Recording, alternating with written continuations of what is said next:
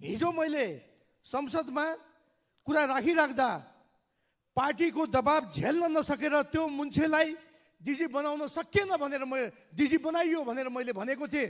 तर त्यसलाई सम्माननीय सभामुख महोदय, हिजो मैले संसदमा बोलेको शब्दलाई राम्रोसँग नसुनिकन आज प्रकाशित समाचारमा मैले बोलेको शब्दलाई अश्लील शब्द भनी समाचार सम्प्रेषण भएकोमा मेरो गम्भीर ध्यान आकर्षण भएको छ। सम्माननीय सभामुख महोदय, यो समाचार जुनसुकै मिडियाबाट आएको भए पनि राम्रोसँग सुनेर मात्र समाचार सम्प्रेषण गर्न म अनुरोध पनि गर्न चाहन्छु। हिजो मैले संसदमा कुरा राखिराख्दा पार्टीको दबाब झेल्न नसकेर त्यो मान्छेलाई डिजी बनाउन सकिएन भनेर डिजी बनाइयो भनेर मैले भनेको थिएँ।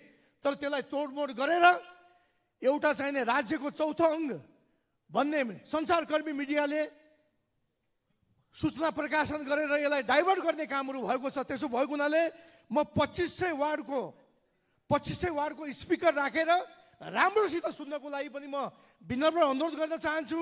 एउटा जनप्रतिनिधिको हुर्मत लिने कामहरू भएको छ। त्यसो भएको हुनाले यसलाई पनि छिटोभन्दा छिटो सार्वजनिक गर्नको लागि म सम्माननीय सभामुख महोदय मार्फत म आग्रह गर्न चाहन्छु र फेरि म अनुरोध गर्न चाहन्छु, यस्ता विषयलाई चाहिँ ध्यान दिएर मात्र समाचार सम्प्रेषण गर्न म आग्रह गर्न चाहन्छु। किन भन्दा मैले पटक पटक भन्दै आएको छु, महिनौँ दिन अगाडिदेखि पोखरा र भैरवमा व्यापक भ्रष्टाचार भएको छ। त्यो कुरालाई कहीँ डाइभर्ट गर्नको लागि त मिडियाले यो लेखेको होइन, यसलाई डाइभर्ट गर्नको लागि मेरो हुर्मत लिएको त होइन।